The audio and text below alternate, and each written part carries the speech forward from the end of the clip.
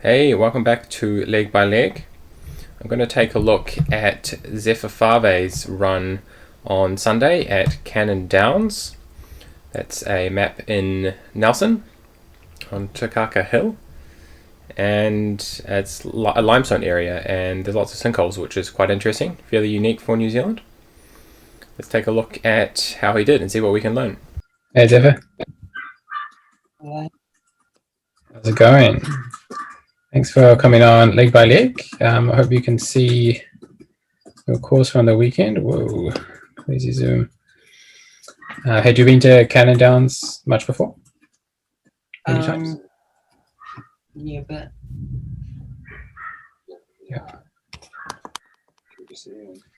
Cool. So let's have a look at your course and see how you approached each of these legs, and talk about the strategies that you were employing and what worked well and what didn't work well. And just for a bit of context for the watchers, I think this is a fairly old map, if I recall correctly. So did you get a feel for that when you were out on the course? Or do you think it was quite accurate? yeah, it was number one. The rocks were quite inaccurate. It just took me a while to get used to the clusters a bit. There's quite a lot more rocks when you're out there. Okay, right. How nice is that forest? Is that kind of white as mapped, or is it a bit bushier? The white is runnable, yeah. Cool. Yeah, forest is good. Sweet. So what was your plan for number one? I was just using the fence as a handrail at the start. This guy here. Yep. Yeah. Until I got to the road, like corner. And then I used the road as a handrail, just running along the road. Yeah. And when I got to that clearing, like where the bush intersects the clearing, just before number one. Yeah. Yeah. Yeah. So that's your trigger to go in, your attack point. Yeah. And then I was just contouring around. So, sorry, we're using that little part there, or okay, right? Yeah. So as soon as you're on the road, and as soon as the clearing appears, then you're heading in. Cool. Yeah. And I missed it on my first time through. I think I ended up a bit far, and I came back and I found that round in circles. Yeah, I ended up going high up to the clearing and then coming from above, and that seemed to work. Cool. Sweet. Yeah, it looks like a few other people had some problems as well. I think there were some longer times on the splits. Cool. Number two, how do you simplify this guy? I was just running into the bottom of the re-entrant, and then I was just gonna, so there's this big shape here. Do you feel quite safe doing that? Yeah, most of the time. Yeah, I just ran in, and then it's pretty safe. Those natural bowl shapes pulling you down. You really almost just have to run where the water would be flowing, and you can almost find the control that way. Right, number three. These guys. I went up the re-entrant and crossed through the saddle, and then I contoured about this guy here. Got that saddle there between the two hilltops. Yeah, really I crossed it, and I sort of contoured around to that like depression with the there. Could you see this little depression here?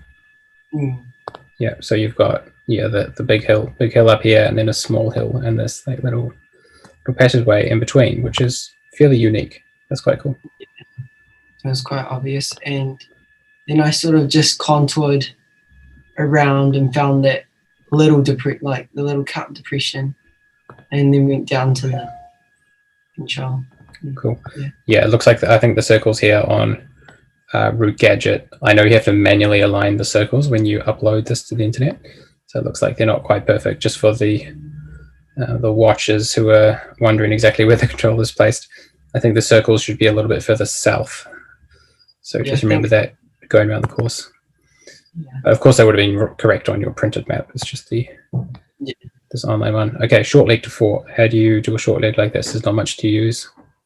Well, that one depression was sort of the one handrail that that you just tick that off, and then when you get to like the bowl where you see all the rocks, then it should just be it should just be there. So yeah, so if you pick up this really stony area here, if you can see that further ahead of you, then you can just kind of reference yourself from that guy. Did you use your compass much on these guys? I didn't on that. I kept my map orientated, obviously. I knew I was just going in general, looking for that next depression, tick it off. Yeah, that's a really good example of using the features and the terrain to orientate yourself. You don't need a compass, and you can go dead straight with that one. So let's have a look at 5. Seem to attack. Yeah, that's you. Sorry, I had someone else on before. Why not? Yeah, cool. Looks like you did 5 well. At the start I went between those 2 depressions. Yeah, the one with the cliff was quite obvious. So and then I sort of just ran up. There was a slight re-entrant, but not really. And found those other 2 depressions. These guys here, yeah. It's nice, but you've got good direction as well. I think it's this is something that you could go wrong if your direction wasn't good, because there are, if your compass bearing was really bad coming out of 4, you could pick up like these 2 depressions. But it's good that you saw the cliff, because the cliff is unique. It tells you which depression it is, and then you could get caught up on the hill. So yeah, you've done that quite well. Okay, longer one.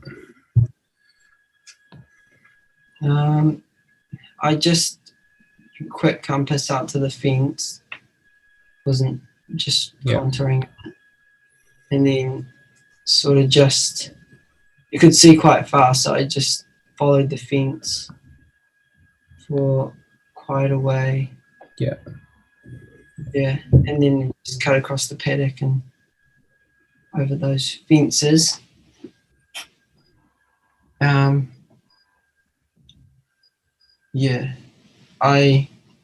Once I got to the road, I knew I was getting into that next paddock. So, cool. What were you using to come down in the correct place? Because I imagine it's possible to, be too high and kind of get caught up in there, or drift too low. And well, when I came in, I seen that little re-entrant there, and I could see that big rock in it. Oh, this guy here. So the visibility is quite good in this patch. Yeah, in the forest. Okay. So you've got a rock in a depression, in a very sharp re-entrant. Sorry, that stands out. Nice. Yeah, I'd seen that, and then I was quite. Yeah, once I seen that, I knew. How are you thinking about 7? I just came back out the top of the bush and then ran along the bush line as a handrail. And you could see that hill that number 7's on. This big guy here. Yep. 1, 2, 3, 4, and 5 contours if you count from the bottom. Stands out. Yeah. So I came in and I just stayed on that. I just sort of contoured around and up at the same time until I got to the saddle. Well, I sort of, that saddle. Yeah. I sort of just like stayed where I could see the top of the hill until I could see that settle coming down. Mhm. And then I went up to it. Yeah, that's perfect. You don't need to look at anything else, really. There's such an obvious attack point for this control. It can really lead you into it. Maybe one consideration is just don't get stuck on the rocks unnecessarily. But you don't need to know precisely where you are. You just need to look on the ground and not run into the rocks. Cool. 8. Easy. Yeah, just run down the reentrant until you see the depression with the cliff in it. Yep. It's almost perfectly downhill. There's like very little room for debate about how you should approach it. Like if you're not going perfectly downhill, then what are you up to? Cool. 9. I just ran out of the bush with a compass and you could see across, so I ran across you and that cliff. The cliff was quite obvious. Oh, this big one here. Oh, yeah. Really long one. Mm-hmm. And so I knew that I'd be on the other side of that, running up on the opposite side of the creek. Mm-hmm. Yeah. So you've got the creek in the middle there. Yeah. Yeah. And there was like, I'm not sure if you can see because of my route, but there was like these 2 big bulges.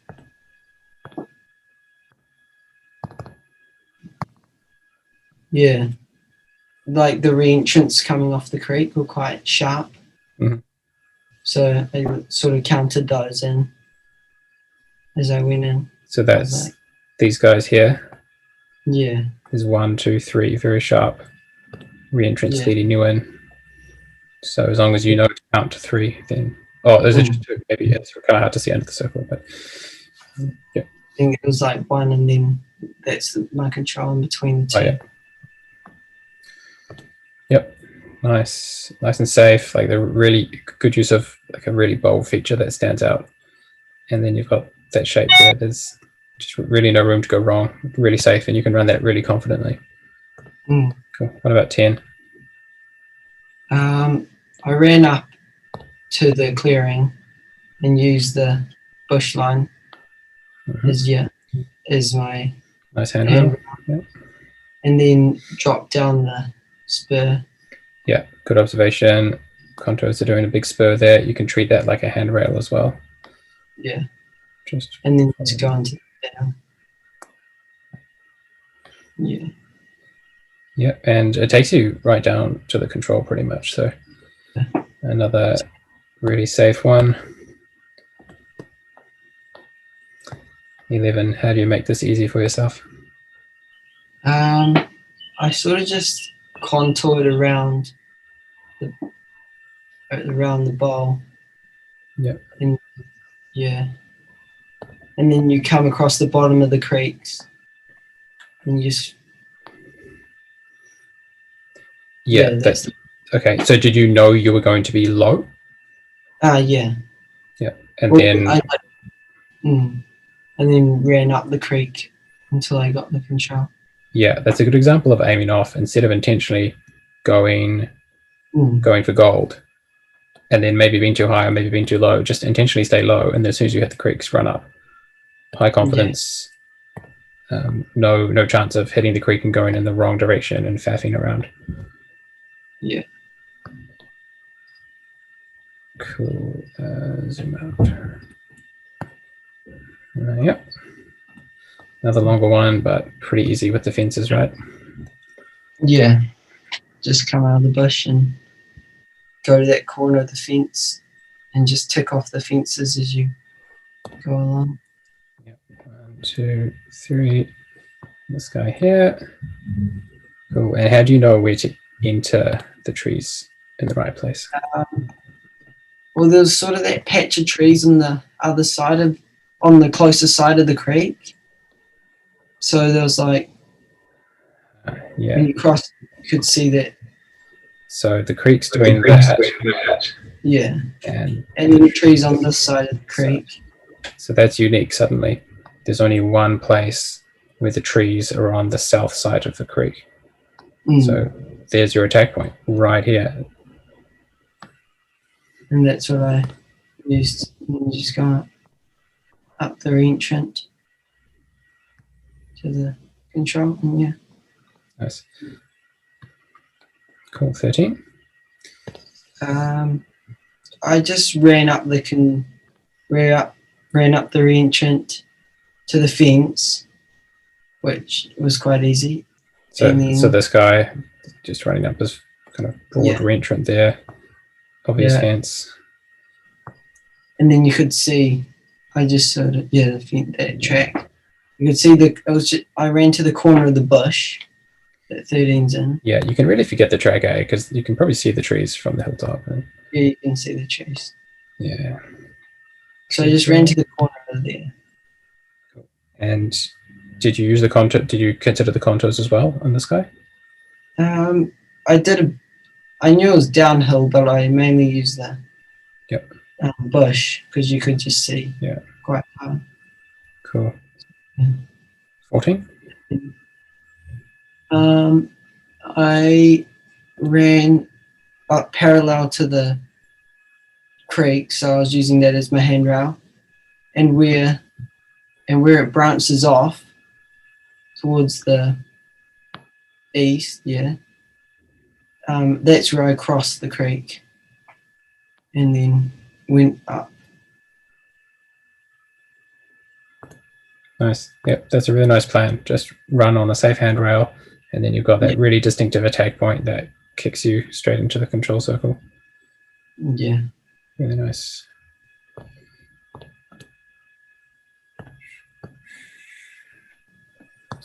Cool. Almost home. Looks like you hit 15 pretty straight. What was the most obvious thing between 14 and 15? The depression of the cliff, and it was quite obvious. Here, right? Yeah, that's a really, really distinctive stepping stone. And I could also see that fence off to the, Yeah, that's a really good observation. You could almost do that leg with like this whole part of the map just like missing, because all you'd have to do is run in the right direction and look for this fence corner and just reference yourself from that fence corner into your control just out in front of you to the right hand side. Yeah. So yeah, making life really easy for yourself. You can always forget the contours and do that. Cool. 16. More detail on this one. Smaller features. What stood out to you? What makes your life easy on this one? The hill the highest point of the fence was quite, so that like fence is there.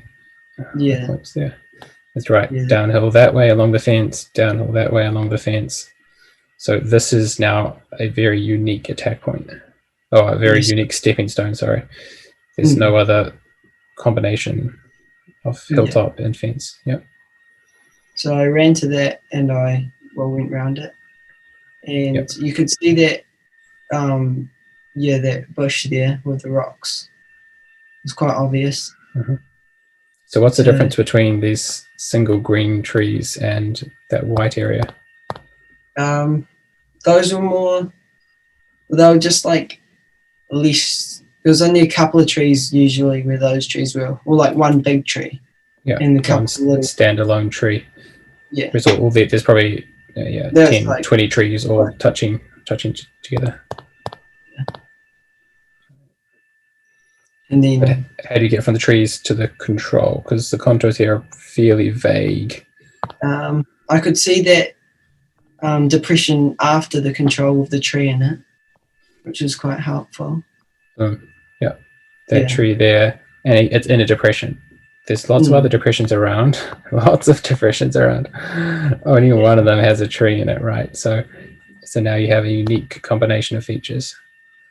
And they use that. Yeah. And then, Cool. 17. Last one in the forest. I